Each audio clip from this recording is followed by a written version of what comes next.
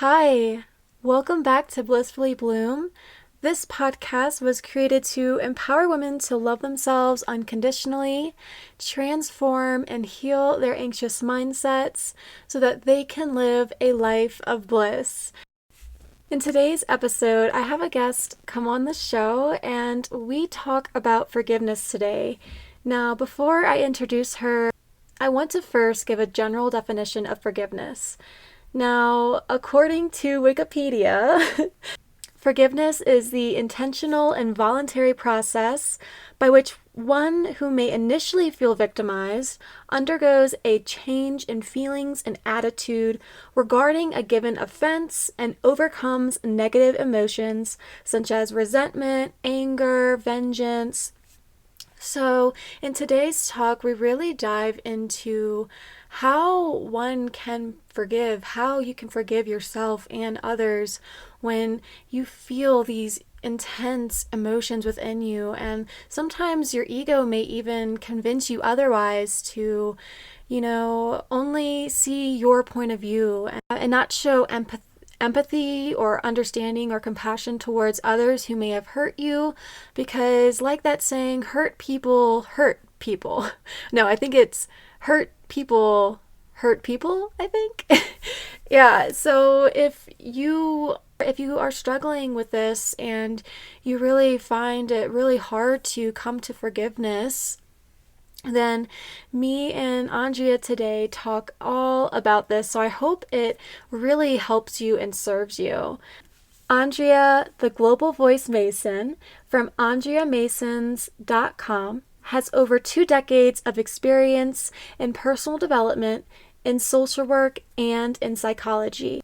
She is certified as a global motivational speaker and coach under the mentorship of the one and only Mr. Les Brown, as well as a certified small business entrepreneur, certified professional organizer, and last but not least, Andrea is your personal accountability coach and popular global voice. As a woman of integrity, she is the creator and innovator of the life transformational journey called Plitt, which stands for Plan Life According to You, where she walks alongside you as your personal accountability coach, helping you achieve personal freedom through the healing power of forgiveness. Andrea wholeheartedly provides the metaphorical needed bridge that a person must walk across in order to get themselves from where they're currently at to where it is they would like to go. She lovingly reminds you and the entire planet to always follow your heart and not the herd nor the hurt. And once you achieve personal freedom, you can achieve anything. I am so excited for you to hear our conversation today. I think it is just so inspirational, powerful, and valuable. Welcome back to Blissfully Bloom. I want to welcome Andrea to the show, a personal accountability coach. Welcome, Andrea. Thank you so much, Victoria. It's a pleasure to be here. Thank you for having me. It's my pleasure. So, I want to dive into the first question today, which is, what is one powerful lesson you have learned that has completely changed your life? The most powerful lesson that I learned that completely changed my life whew, was to follow your heart and not the herd nor the hurt. And the reason I say that is because it all starts with the healing power of forgiveness. My life has been a rocky road to say the least, but in order to allow myself to forgive, that has what propelled me forward to continue on. Yes. Can you share a bit more about that? Absolutely. Absolutely. So let's take it to the beginning, shall we? So I was born under the war torn drug zone era at its prime during the cartel in Colombia, South America. And my parents had to make the ultimate sacrifice. They put me up for adoption, for they were unable to care for themselves, let alone myself. And who would have thought at 11 months old, weighing in only at 11 pounds, they had sent me to the promised land of America. And there I was welcomed with open arms and unconditional love of my parents.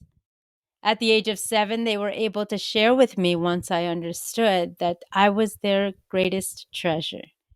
But who would have thought the coming years it was a tragedy and triumph? See, kids can be cruel. And when I was at the age of 7, my parents had notified me that I was adopted, and any information that they were able to disclose or retrieve, they would share with me. But the kids, my peers, was just like, your parents didn't want you. You don't even look like your parents. You don't sound like your parents.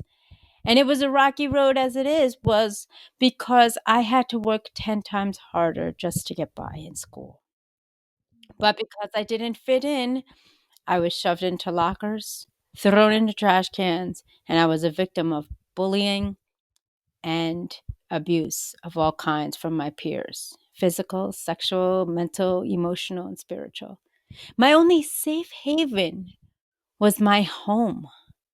My parents instilled in me that no matter what you do, Andrea, you do your best and you do what you love. And there were times, Victoria, where I would just go into the girls' washroom and just eat my lunch there to escape the toxicity. And then sometimes I would even ask the nurse to be sent home so I can be in the comfort of my family. Who would have thought that being adopted, getting a second chance of life, living your best life with unconditional loving parents, a safe, healthy, wealthy home, that these would be the trials and tribulations I've experienced on the other side? But these are what has made me who I am today. I still remember in 8th grade when everybody was looking out to figure out what they wanted to do. I decided I was going to go into the social work and psychology film realms. Why? Social work so I can understand the industries and the individuals all around the world of their lifestyles, creeds, beliefs, and differences. Marry that with psychology to understand the mind of the nature, the nurturance, and why we do what we don't do. And that has propelled me to allow me to have self discovery, self awareness, and move forward. Well, thank you so much for sharing that and just for being so open and vulnerable here on the show. I would love for you to share your definition of forgiveness. Absolutely. I'm reminded by the quote Louis B. Smedes, and I may paraphrase: to forgive another is only to realize that the prisoner you must set free is yourself. Because if you think about it, Victoria, each and every one of us, somewhere, somehow, at some point in time, has been a name on a therapeutic couch. We've been hurt. We've been traumatized. We're lost. We have lost. And we yearn to be loved. And the definition that I take into account of forgiveness is allowing yourself to face your past and no longer have it chase you. Because if we don't, an innocent bystander, whether it be a colleague, a relationship, a friendship, a complete stranger, may take the brunt of your anger of another who has moved on, for they may not have known what they've done. That's all they've been exposed to, or they just didn't care. Are you saying how if you don't, if you're not open to forgiving, then the other people who may have hurt you may not even be aware that you are hurt? Absolutely. And the people in the future may be a recipient of your anger and frustration of something that someone else has done. Now, I'm not saying forget, because if we forget, we are creatures of habit and comfort, and we continually allow those to continue to hurt us or give power and permission of others to take power over ourselves. Be bold, be brave enough to say to the individual, you have hurt me. This is what I feel. And what has drawn you to the conclusion to treat me or say such things so you can get clarity? Yeah, yeah. And it's almost like if you have a need or a tendency to people please, then forgiving or just not even forgiving, but admitting that you have been hurt can, there can be a little bit of resistance towards that because I guess you want to put on a happy face and please others and make sure that they're thinking highly of you or they're still going to be friends with you. I don't know, some people have these fears that if they truly admit to, okay, what they're truly feeling on the inside, and that could cause them to lose someone that they love or that they're close to. Absolutely, absolutely. We emulate and give out the energy that we receive, just like magnets, and we are electrical and energy beings. And if we aren't clear, I mean, think about it. How many times are we lying to ourselves every single day? Do we expect somebody else to understand or see where we're coming from? We are our own worst critic. And then, like I had mentioned before, during the industries of social work and psychology, I have met with clients from infantry to geriatric who said, "That's all I've known," or "That's how I was treated," or "I didn't know any better," or "I didn't feel you were deserving of the relationship." And when we get into a deeper dive and understanding of where the source is coming from, what their intention is, what their message and mission is, then we'll get a better understanding of how to receive it and choose to respond as opposed to react. And that's what a lot of people do today. They react without even listening. They react without even taking that 3-second process time to analyze or really interpret what was said. We're on the defense mode more times than none, as opposed to just saying, wait a minute, they may be right, or let me see what they're referring to and let me do a self analysis check real quick. Do you think whenever we are really reacting to a situation, is that from our emotions, like our emotions are taking over, and that's kind of what's stopping us from really reflecting and stopping and pausing? Absolutely. We are emotional beings because we are human, which is no fault of our own. But at the same time, if we haven't dealt with something and somebody pushes a button or strikes a nerve or reminds us of somebody who's hurt us, we go on that automatic pilot of defense. And we really need to take a moment and address the individual in a civil, respectful manner. Yeah. So, can you share a little bit about your experience with forgiveness, specifically forgiving yourself and others? Absolutely.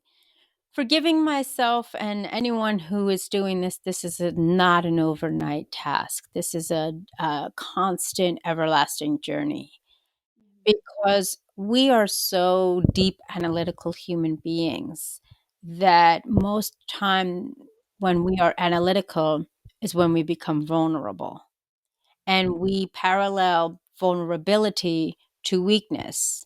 As my mentor, Mr. Les Brown, had said, vulnerability is not a sign of weakness, it's a sign of strength and self awareness.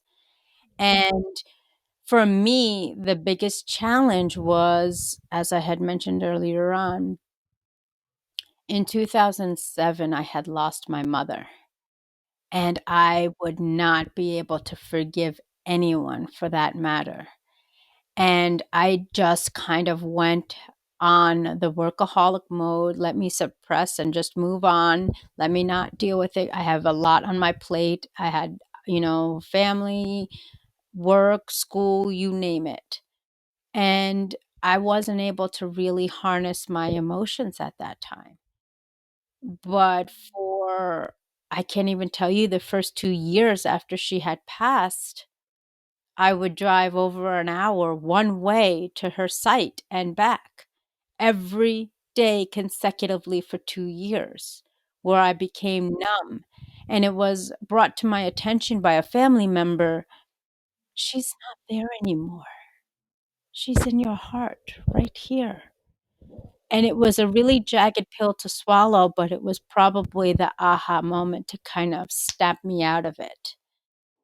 And so I went about my day, I went about my life, only to realize in 2016 in February, I was going to the way to work. Everybody was taken care of in my home. Everybody was going around their way. Went to work and I felt a little off. So, due to the nature of I had exercise induced asthma along with a laundry list of other medical conditions. I kind of reached for my inhaler, administered it. It was okay. Next thing I know, I woke up in the ambulance going to the hospital. Didn't know what was going on. They ran a series of tests. They said, okay, Andrea, everything is all right. I guess it was just a false alarm. You know, take care. Wake up the next morning getting ready, and the doctor calls me to come back. There was an oversight. Please come to the hospital. And so, who's going to argue with the doctor? So, I went to the doctor, and they had told me that I was diagnosed with class 5 myasthenia gravis. And for those of who don't know, that's the breaking down of the autoimmune system in your body. Next thing I knew, I woke up after that I was made aware of that information on the ICU unit for over a week, unable to use all 4 parts of my limbs, unable to hold down food, let alone care for myself or breathe in my own will. What just happened? I was fine less than 48 hours ago. And I realized that my body and my mind weren't working together and it just shut down. And this was an awareness for me. My mind took over my body because I suppressed my emotions. I didn't face my emotions. I didn't deal with it. And I remember speaking to my husband in the middle of the week, and he said, "We need you home. The family. This is not the life you lead." And spoiler alert to the late, great Mr. Bob Proctor. For years prior, I studied The Secret and the Law of Attraction, and I'm reminded of the excerpt, the medical excerpt. I applied that. Next day, the treatment team came in. They said, okay, Andrea, if you're unable to maintain food, breathe on your own will and walk. Your stay is until further notice. I remember draping my feet over the hospital bed, jumping down due to my petite stature, walking to the nurse's station and back, completing the meals, and I was discharged late that afternoon and was able to surprise our son as picking him up. And as a young child's words, Mommy, it was like Christmas. I prayed for you to come home, and I'm glad you're safe, and held to my hand. And that, Victoria, was the day that I made the declaration that I will no longer give permission or power to others to dictate my mindset, that what matters most is what matters in my mind, my perspective. And the mind is a crazy but powerful muscle. It could be a tool or it could be your tragedy. And what I decided that in due time, although I lost my mother, that she's still with me in my heart to this day. And that no matter what, I have a choice, which I love in this crazy game of life, to choose to press play, plan life according to you. Again, the most important person in the healing power of forgiveness is to forgive yourself, to allow you to achieve personal freedom.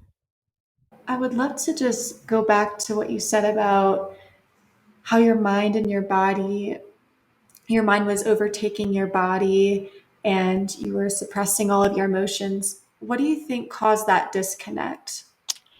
I think the disconnect was definitely mending a broken heart. When you look at the mind, it is so complex. It is so specific. It's like a well oiled machine. But if there's one gear that's out of alignment, it will totally take you for a loop. Simple Mhm. example, you're on a child's playground. Kids are playing. All of a sudden, the game stops and somebody says, I have to go to the bathroom. Well, no, I have to go to the bathroom. No, I have to go. And it's like a chain reaction. Mhm. Or I'm hungry. Well, I'm hungry. As the late great Bob Proctor says, if you can see it in your mind, you can hold it in your hand.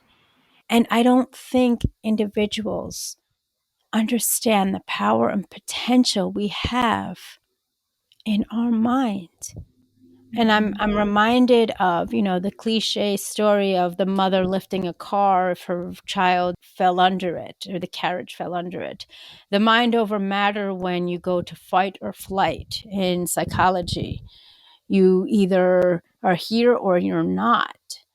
And when we really tap into our mind, get grounded, get peace, get clarity, that's when we can exceed our fullest potential. Another simple, jovial example is think about your family dynamics, your friends, your environment, your community. And you can, if I say to you, okay, Victoria, think of one person that you want to share your dreams with that will totally challenge you and say, she's not going to do it. And you take that energy and you use it in the right way, you will be amazed because I've heard so many different parents say, well, prove them wrong. Mhm. And for me in this industry, up and coming upon my journey, saying that I'm going to be a global voice, I'm going to speak on every continent of this world, I'm going to empower and enhance the lives of up and coming countries like Pakistan, Africa. I have mentored individuals there. To say that I would have done that and completed that by the end of 2021 when I'm just being in the public eye as of October 2020 would have been like that's impossible. That's crazy. That's dreaming big. Well, my mentor, Mr. Les Brown, said dream big. Make the impossible possible because it says I'm possible. And if we just tap into our mind, create a vision, Mhm. marry it and parallel it with the emotions and the energies and the feelings, that's when dreams become reality. Because there's are people who say, you don't, you can't, you won't, you shouldn't. Those are the people that are weighing you down. Misery loves company, or they're not brave enough to do it themselves.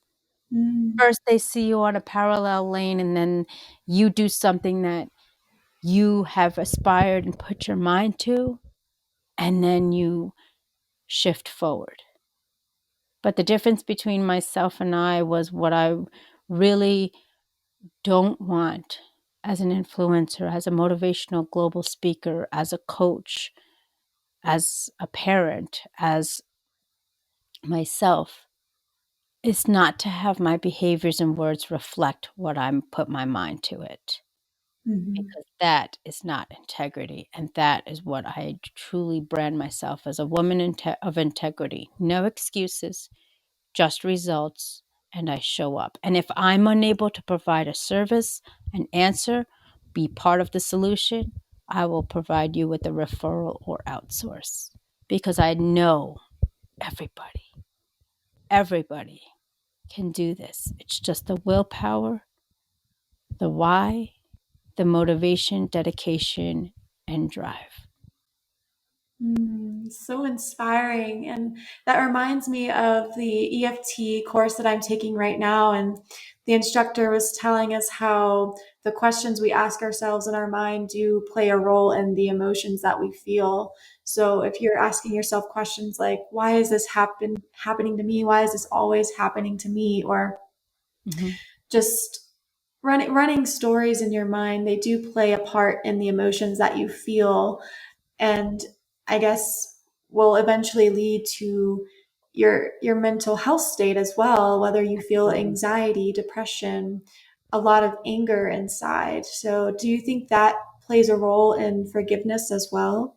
Absolutely. And I think as individuals, we have to really do a deep dive into the root cause of why we're having these thoughts. So many times I've realized I've had false beliefs, false limiting beliefs that weren't even that of my own, that I've adopted or adapted because that was the environment or the individuals at the time that have portrayed that upon me. And when you wait a minute, hold on. When did I decide this? When did I define this? When did I come into alignment with it? And if you're not, we have to understand every single second of our life, we have a choice. And I think we forget that. Oh, it is what it is. That is probably one of my most pet peeve statements. No. And unfortunately, we have to come with grasps to reality that everything that we're doing right now is because of the choices we've made or didn't make. And we have to take accountability. We have to take responsibility. We have to take awareness that this is something that we decided subconsciously at the time, at the place. As Mr. Brown says, you made an appointment to show up where you are right now, whether you believe it or not. Look at Steve Jobs' statement, his quote. If you connect the dots backwards, you realize why you were here, why you had to go through that. And that was my biggest aha moment in my journey was in 2020 when the world shut down. I was working at my dream job. And unfortunately, they weren't able to sustain the future, nor did a lot of companies or industries. And I said, now what? I just sat back. Now what? Again, something has happened. But then I turned my can'ts into cans and I changed my confusion into clarity. What do I know thus far? What are my credentials, experiences, knowledge? What do I talk about that I'm truly passionate about, that I can be completely vulnerable and transparent and not worried about being judged, to allow myself to achieve personal freedom and help others? And that is what's brought me here. Being honest, open, and transparent. Because I'm no longer a victim. I'm victorious because of what has happened to me. And I'm still here. I don't know when the expiration date is, but that's not for me to know. For me to know is to have heightened, solid ground awareness of where I am, where I'm headed, and what I've learned, so I can pay it forward to another individual going through.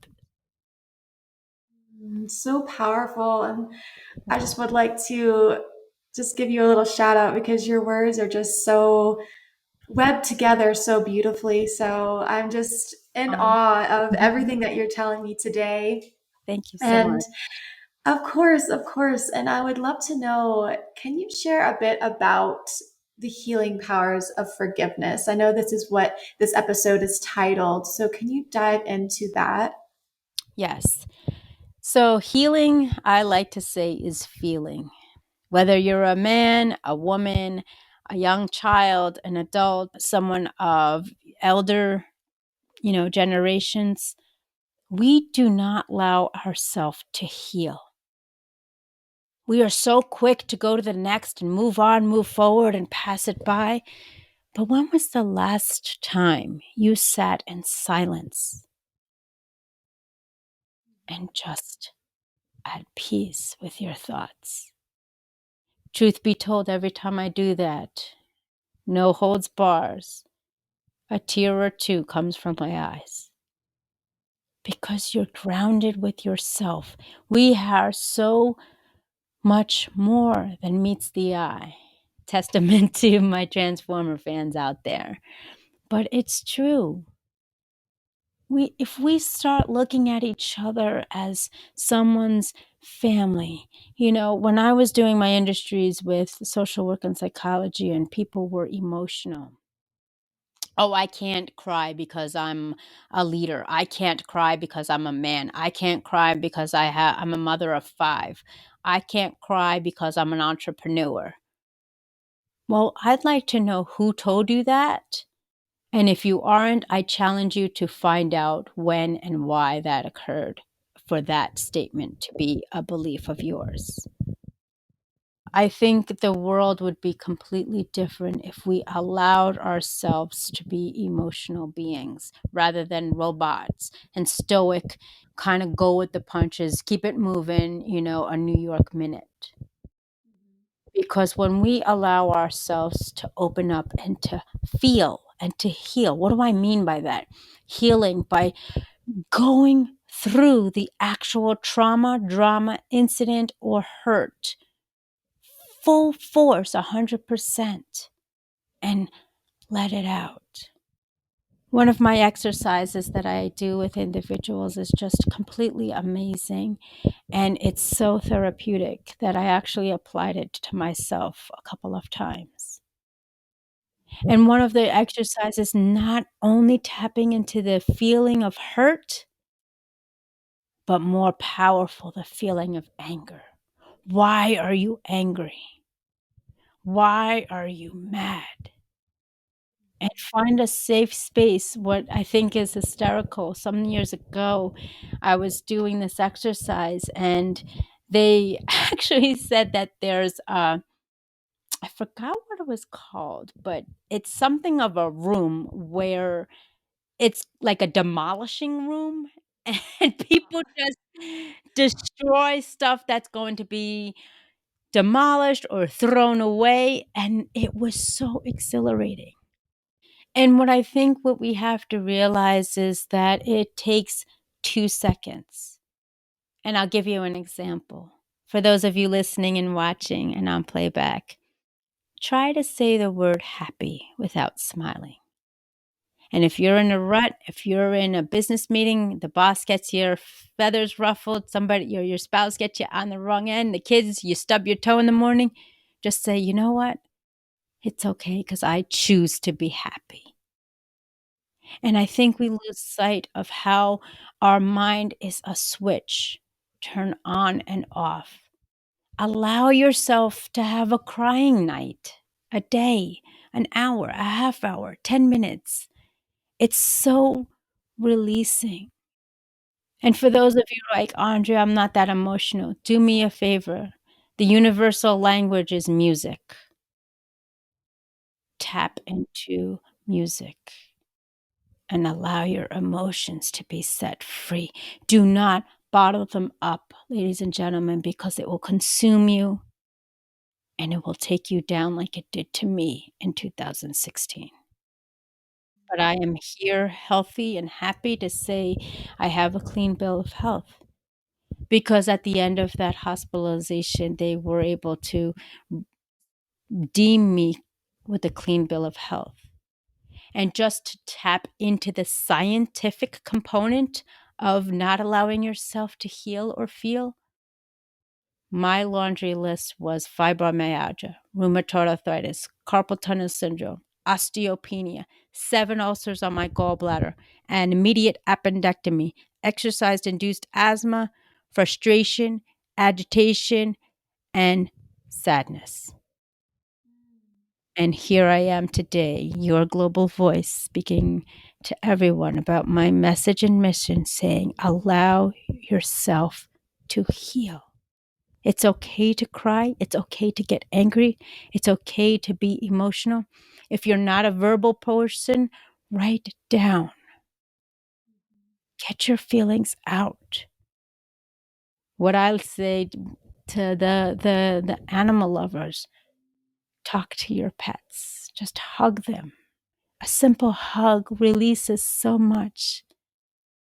And it's just as powerful to laugh than also to cry. Because these suppressed emotions will get the best of you and come out when you least expect it. And believe me, not at the right time. It's amazing that you say that because I think I have a lot of trouble feeling my emotions, and Mm. sometimes I'll go weeks, months, and I will not shed a tear. And Mhm. then when my cycle comes around, I'm extremely more emotional than the Yes. other days of the month. And that is when I really have a almost a breakdown because it's all been bubbled up within. And I even had a little experience the other day where it was all of the emotions combined. It was almost too much for Mhm. me to handle at that time because I had Mhm. not released them. So I was feeling everything all at once Yes. instead of dealing with, okay, your sadness here and then dealing with emotion or the emotion of anger. It was Mhm. all together at once, which that was really overwhelming for me. And we have to be really realistic as women. PMS is a real deal. And it's funny because today's mine. But I let my family know, hey, it's real. But don't be thinking you get away with it, guys, because you have it as well. We are emotional individuals. And just like women in a similar office setting or connection, they all are able to align their cycles. Their men in a relationship or even in the same household can kind of feed off of it as well. When we realize that we're energy beings, that we have different frequencies, positive, negative, parallel, and so forth, that is when we have to come together.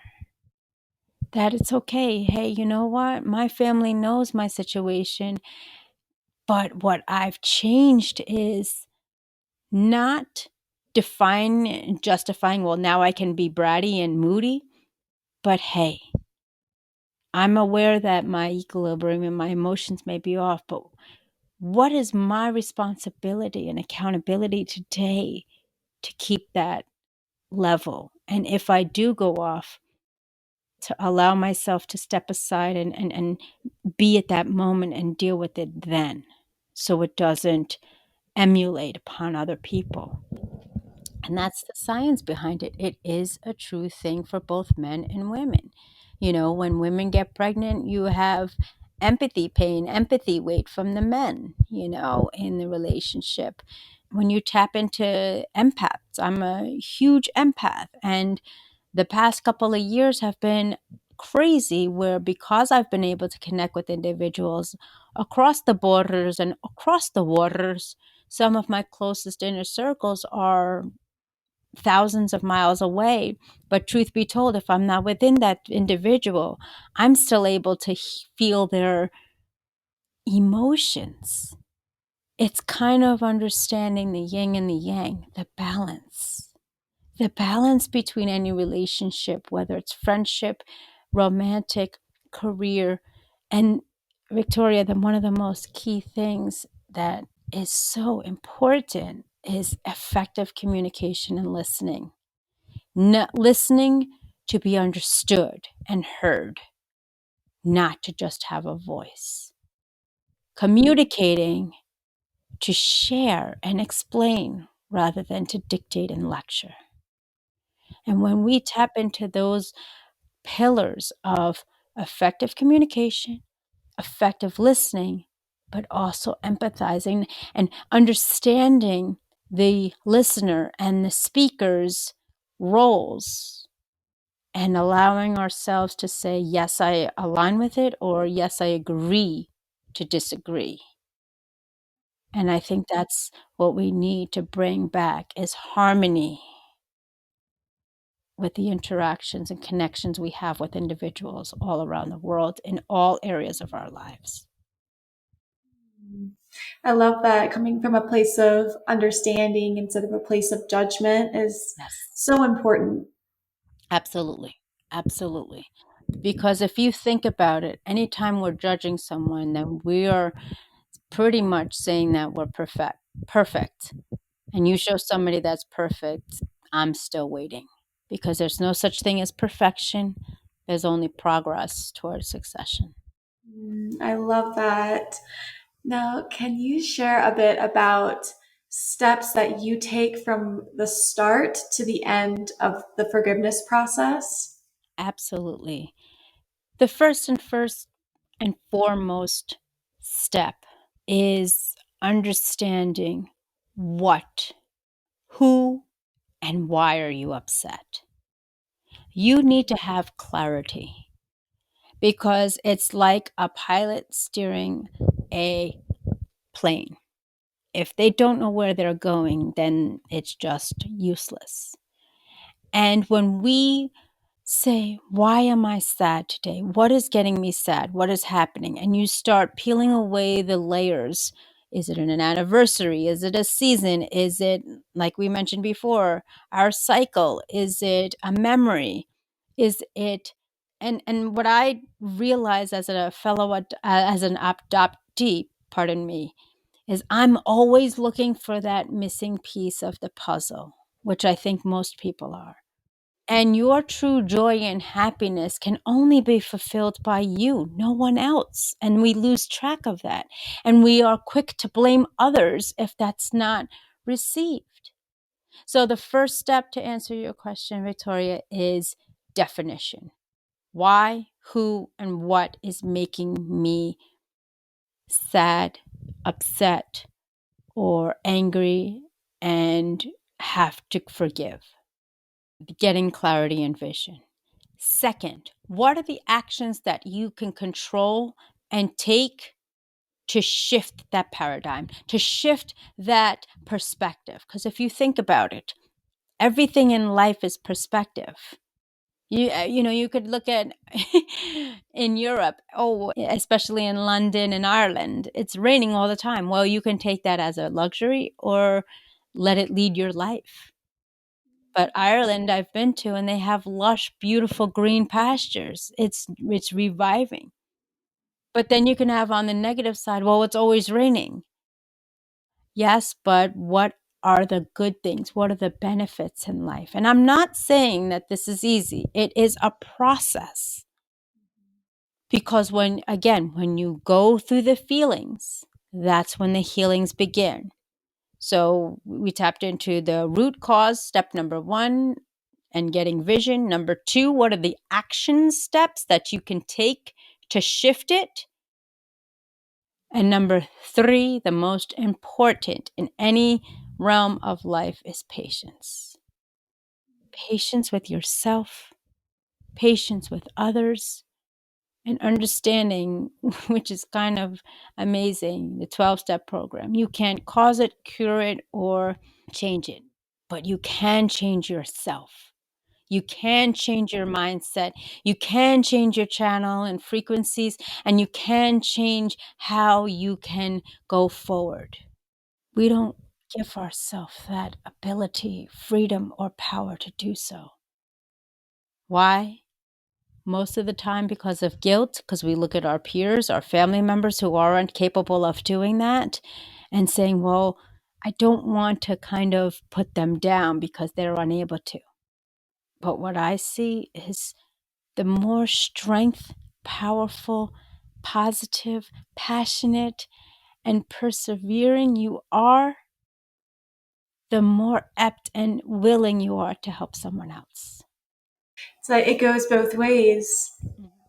With everyone, Absolutely. it's a cycle. Mhm. So thank you for sharing those steps. I'm sure they will help the listeners and anyone who is watching as well. I would love for you to dive into, do you believe that we should forgive everyone who hurts us? And this kind of reminds me of what is going on in the world today with between Russia and the Ukraine. Mhm. And I truly believe it's just, let's be honest, it's perspective, clarification, and understanding. Because if you think about it, we're in a world, unfortunately, where it's conquer and divide as opposed to rising and uniting. If we just stepped back and said, what is it that you're looking for? What is it that you're happy about or want to change or looking towards? Have that conversation, have that step of communication, but more importantly, have the power and the ability to listen. Because if you think about it, again, we are all on different stages in our lives. The book of life doesn't, life doesn't come with a manual, but it does come with chapters. And each of us are on different chapters. Some have longer chapters than the others. But in the end, what is our message? What is our mission? And what is our vision? And if we can clearly communicate that, clearly understand that, and clearly have our own perspectives and have the ability to communicate, well, I don't agree with that, but I do understand here, then maybe history won't repeat itself and we can move forward. I love that too, how it can be just a simple shift in perspective, or just you being willing to see another point of view and being a little bit more open than just the one that the perspective that you're in now. Because I guess that almost limits us in a way if we're only Absolutely. seeing the world from our own perspective, our own view. Right. And that's also has a lot to do with the external influences and the media. For me, I'm not ashamed to say it. I do not turn on the TV, watch the news, listen to the radio at all. Everything that I put into my mind, body, soul, thoughts, and being is of my own choice. Now, sure, people are going to say, well, Andrea, you're being naive. You don't want to, you have a family. You don't want to be out in the loop. Somewhere, somehow, somebody's going to let me know what's going on. But again and again, it's that individual's perspective. I can speak to 5 people and get 5 different perspectives. The best way to get clarity is getting to the root cause of both entities. What is one's perspective and what is the other, and how can you analyze, make a self aware decision on supporting or not, and what you have to do towards it. And that's as simple as grade level in school. Because how many times do people get into fights? How many times do bullies, as a being a victim of abuse and of bullying, it was somebody's perspective. But then if you think about it and go deeper and deeper, that was the perspective I had upon myself. I wasn't worthy. My parents didn't love me. I couldn't be loved. I deserved to be treated poorly. What you emulate and think about yourself is what others are going to take in. But if you do it right and you learn to love yourself, and that's the number one key that we don't do because society and the externals had said that is being selfish. Well, look at the analogy of an airport. Put your mask on first so you can help others. Love yourself first, then you can love others and help them and pay it forward. I used to think being a victim of abuse, of sexual abuse, physical, mental, emotional, and spiritual was horrible, never to be spoken of. Don't share your feelings. Well, those thoughts have made me victorious because I can touch and help people all around the world, any age, race, creed, belief, genre, because I know what it was like. I have a voice and a vision that is valuable because I've been there. And when we learn to look at ourselves in the mirror, like Michael Jackson says, that's when we can make a world a better place. It starts with us. How do we see ourselves? How do we want to be treated? And what respect and love do we have for ourselves so we can then give it to others? So empowering, and it becomes almost a ripple effect, Absolutely. because that high vibration is going to, I guess, move on to others, and they're going to feel what it feels like to be in your vibration, and that will just inspire them to also raise their vibration. Absolutely. And it's if I can do it, anybody can do it. It just takes time, patience, forgiveness, and healing. It's just amazing because we don't take the time to really say, how am I doing? How am I really feeling? Asking ourselves that question, getting grounded. Eric Thomas says, I challenge you to dedicate 1 hour a day to know who you are, because we are so invested in everybody else dictating and lecturing what they should, shouldn't do, our families, our friends, our colleagues, our bosses. We don't even know who we are. And as Matthew McConaughey's alumni speech, when you find out and realize what you don't want to be, that's when you find out who you really are. And that's what I've done. Okay, this person was in my life for a season for a reason. This is my takeaway. This is my lesson. This is what I want to adopt, adapt, or decline. And all it takes, my friends, is a few seconds. What do you want? Start asking those questions. And that's when you find your why, passion, and perseverance. Create a legacy that outlives you of love. Be infectious with love and not contagious with hate. That's what it's about. And that's what this journey of life is. Pressing play. Plan life according to you on your terms, because you're not living my life. I'm not living your life. And as a coach, I do not lead because I don't want to tell you how to live your life. And I do not guide because I would not want you to go outside of your comfort zone or pressure you to doing anything. I walk beside you every step of the way with strategies, understanding, and love. So beautiful. Thank you for sharing that. What do you think are some more healthy ways to process our emotions after we've been hurt by someone, or we may even hurt ourselves? Yes, I am notorious having a history of self sabotage because I haven't healed myself. And Mhm. some of the processes is just kind of like we had spoken in the beginning of the segment, allowing your emotions to take over and have them pour out. Anger in a healthy way, anger, crying, sobbing, just being silent, sleeping.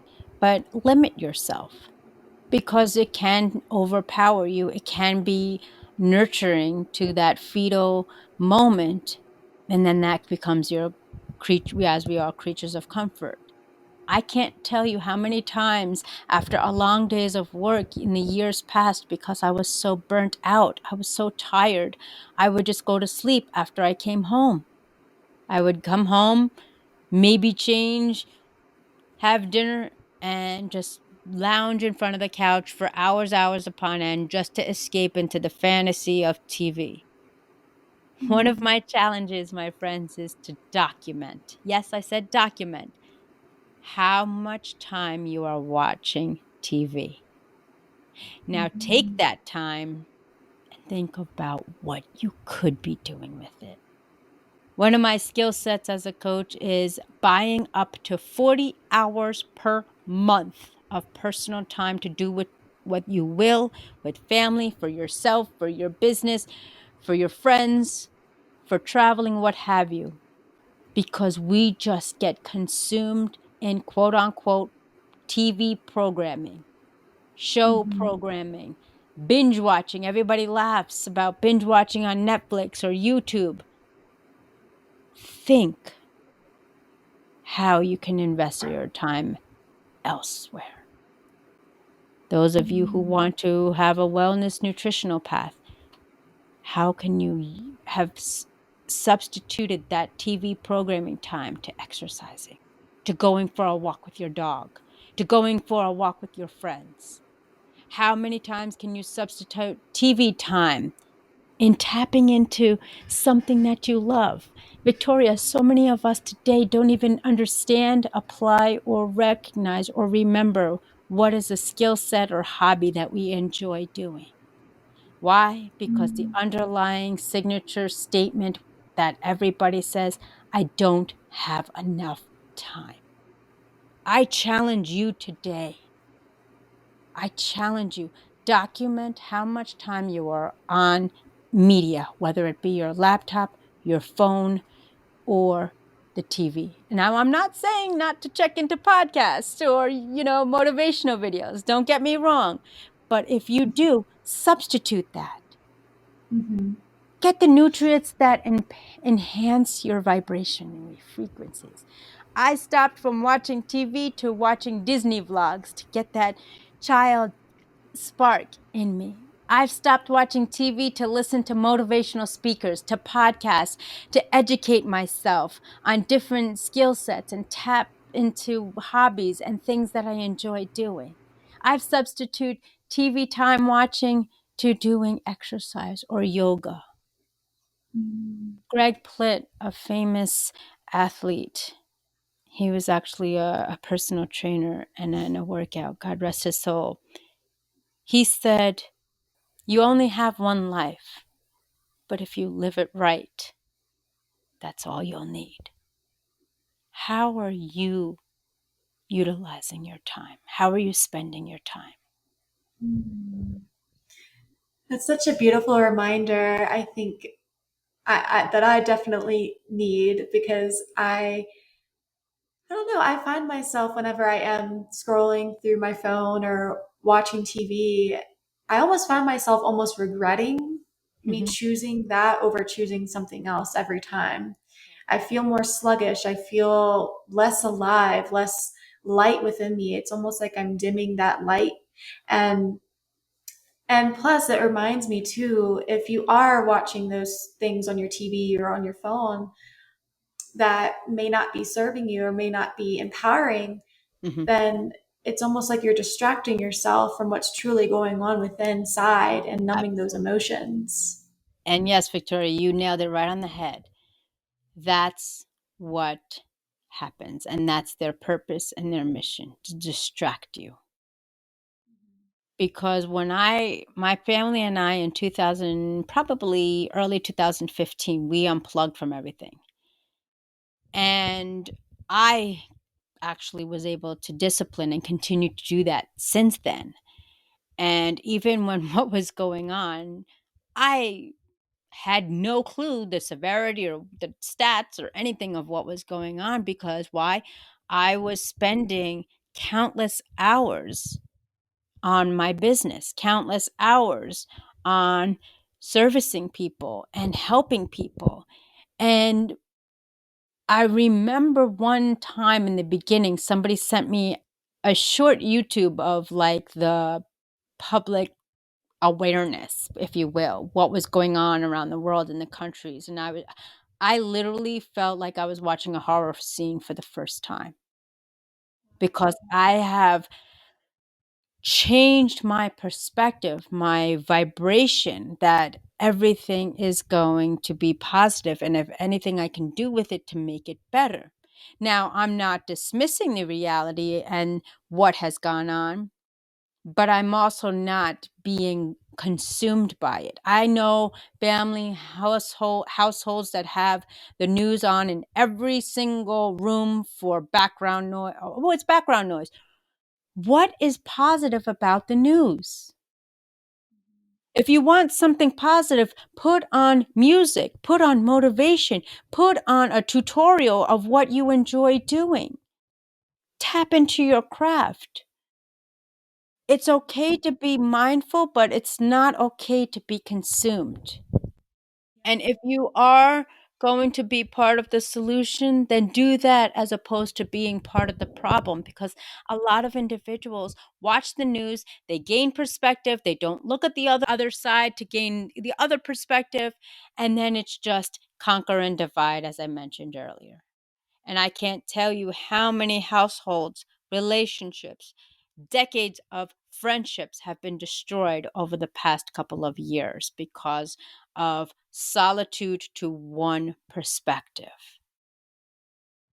Yeah, and that just reminds me too, whenever COVID first started, I think I just watched my family and they were constantly on the news watching the numbers Yeah, and being in that mindset and consumed with, it's one thing knowing what's going on, but then it's another right. thing being so consumed by, okay, how many people are being affected, what's the numbers like, how are they going up and how are they going down, and that's all you think about all day, which that Yeah. causes a lot of stress and anxiety.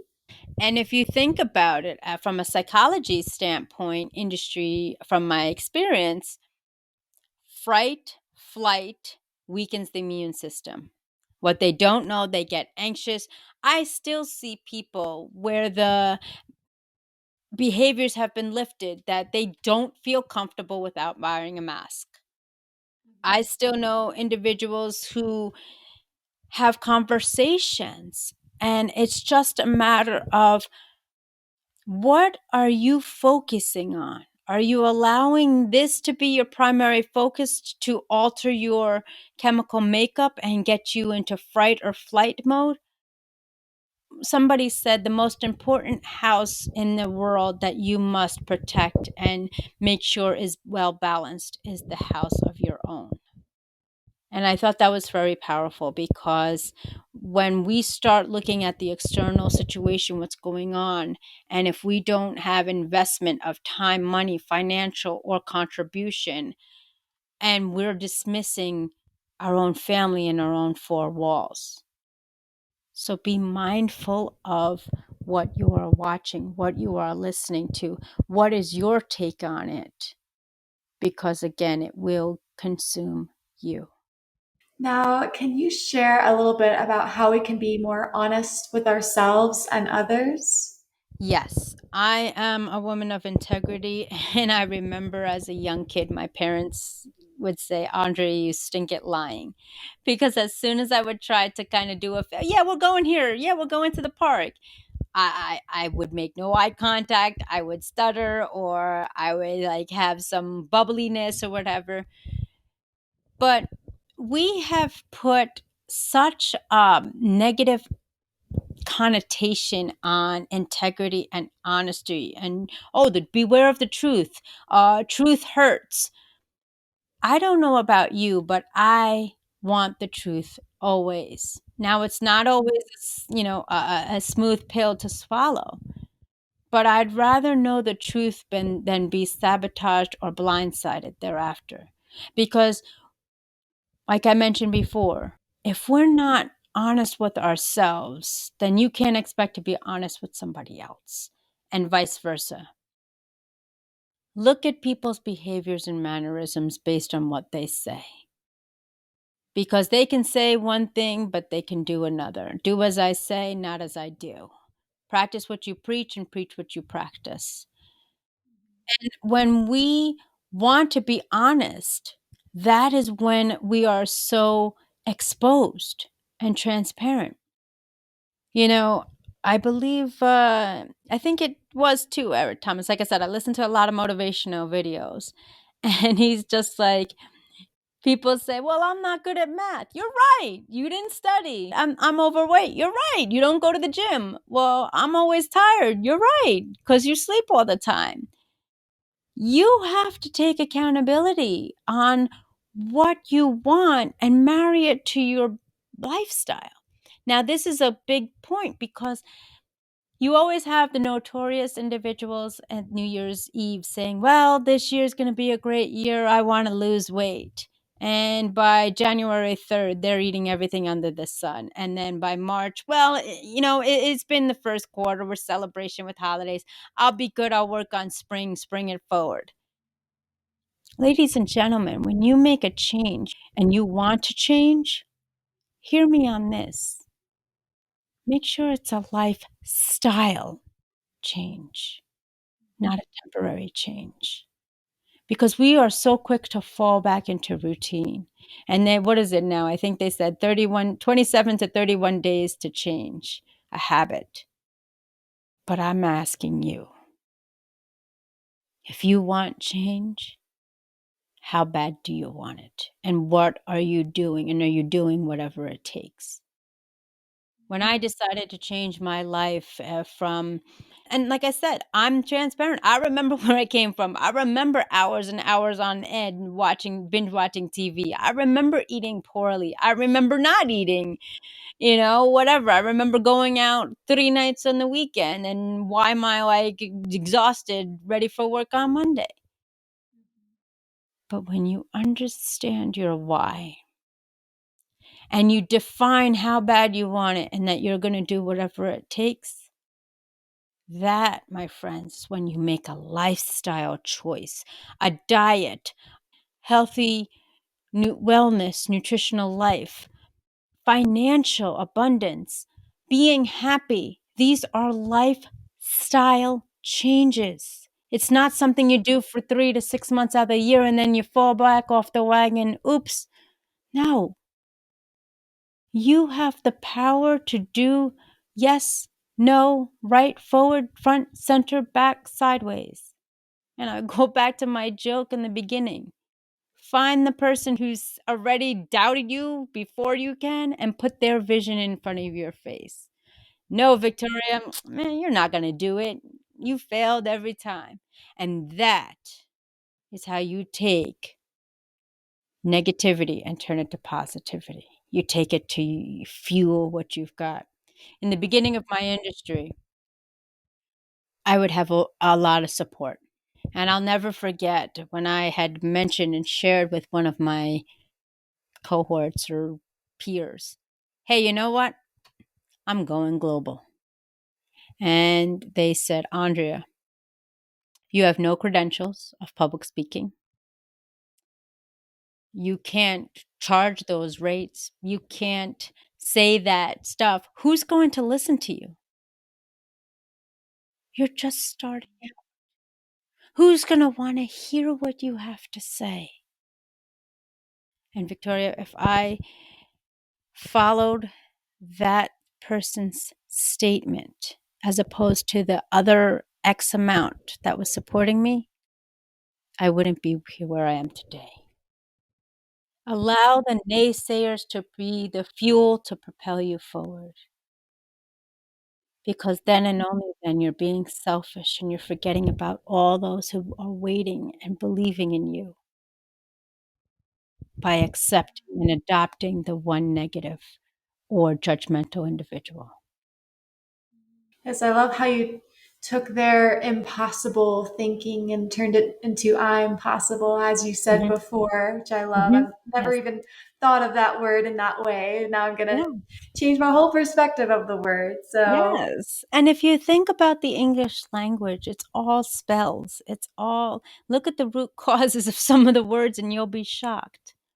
But the most important word is love. Love conquers all, and it starts with you.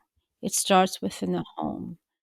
We, as parents, as women, as influencers, entrepreneurs, we have to love ourselves first.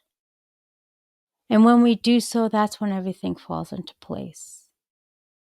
Build a legacy of love that outlives you and find your why. What do you want to be known for? You know, another thing that Greg Plitt is says, your name is attached to everything you do, everything you say, everything you're about. And Mr. Brown says, one person's opinion of you does not have to become your reality. And that's what we do. Look at the world. We are so quick and so yearning for approval of others. Going back to what you said, Victoria, people pleasing. That's what I did my entire life up until some years ago. What is he going to think? What is she going to think? If I tell the truth, I may hurt their feelings. If I don't tell the truth, I may hurt their feelings. Just put your hand over your heart and say, is this the right thing to do? You know about your intuition. You know about trust your gut. You know when something's not right. And if you don't start learning, you're never too old to learn. Ask yourself, is this going to benefit someone or hurt someone? Most importantly, myself. wow, you were just so Mhm. inspiring. And I just loved taking in all of your wisdom Mhm. today. And I would love to know, where can listeners find you and get to know you? Absolutely. So I can be found on all social media handles: Facebook, Instagram, LinkedIn, YouTube, as well as AndreaMasons.com. Again, that's Andrea Masons, plural, because somebody took AndreaMason.com. And as a token of my appreciation, love, and always as a woman of integrity paying it forward, For today's episode, I encourage you to grab your phones, type in am.pressplay@yahoo.com.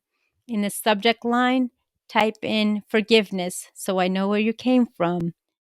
And to Miss Victoria and those watching, I offer you a 30-minute one-on-one complimentary coaching session to learn and to allow you to have the choice, first and foremost, to choose to press play and start planning your life according to you, living your dreams and making them become a reality every single day.